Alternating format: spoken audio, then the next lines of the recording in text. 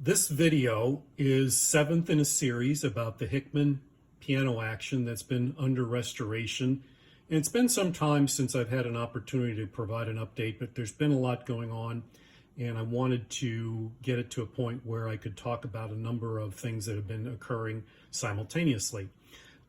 So for those who are not familiar with the Hickman action, I've kind of documented 6 videos prior to this. It was an inventive design by Clarence Hickman, who worked for the Aeolian Company back in the late 20s and early 30s.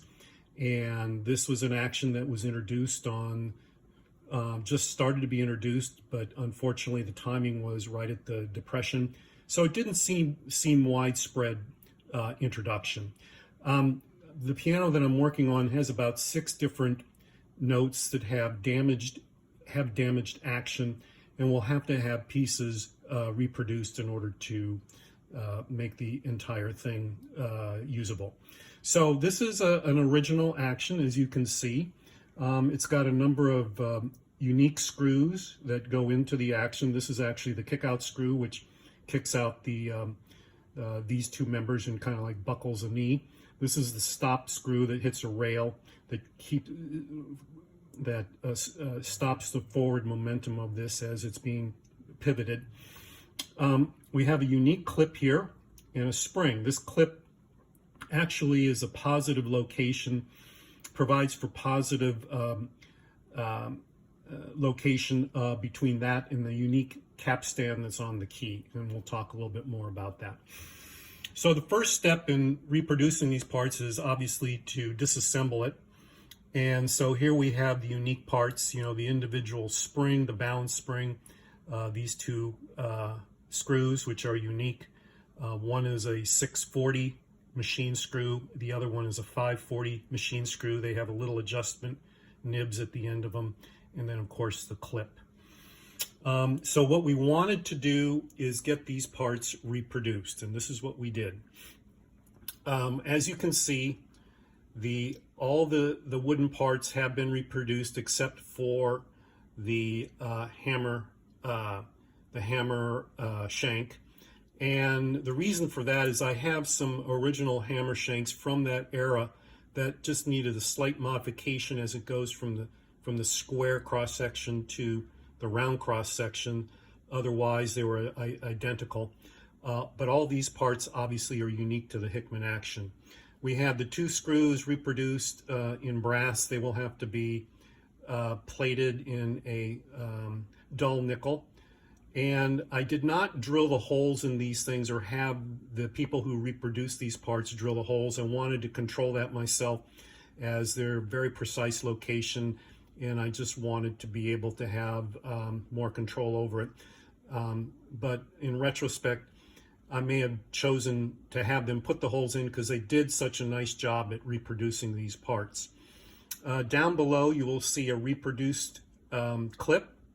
It does have, here is the reproduced capstan. It is a pointed capstan with a point that goes into a dimple, and you can see that dimple. Zoom here a little bit. That's on the clip right there.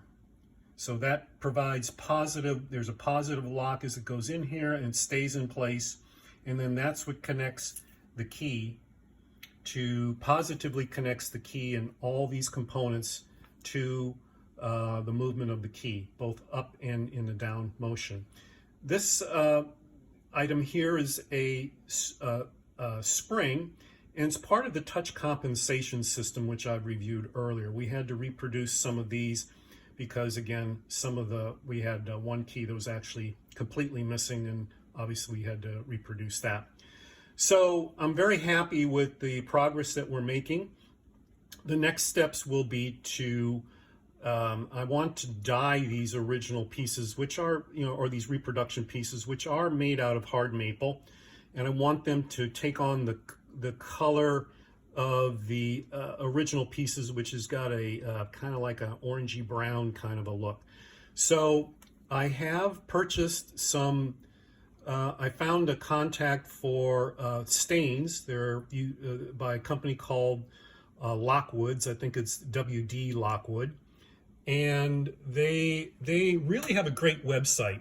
They actually produce stains in powder form that are either they're specifically designed for either water, alcohol, or they are for an oil-based, like a turpentine type of material, if you want to go that route. So they're very flexible in what medium you want to use, and they also have a really a great range of colors.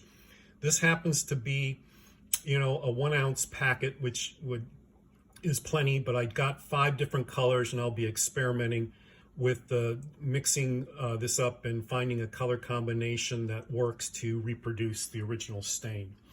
For the upcoming videos, we're going to talk about one thing in particular, which is somewhat has been of a challenge, but we think we've got that worked out, and that would be this particular pin joint. It's a very unique pin joint to the original action. It's actually a phenolic graphite impregnated bushing, which was press fit and glued in the original design, and then they drilled it and reamed it and for a very close pin fit. That's a very critical part of the action, as all the movement of this action pivots around this joint. You'll see that this is actually a 2-piece member that's got a dovetail design, and the reproduction, we did the very same thing. We went to a dovetail design on that, and as you can see here, maybe we'll see if we can prop these up a little bit, that we've recreated that, and actually they did such a good job that I can actually intermix new and old parts, and they fit together perfectly. Not that we'll be doing that, but they did that. They did such a great job that you were able to do that. So stay tuned for more to come, and hope you enjoyed the video. Thank you.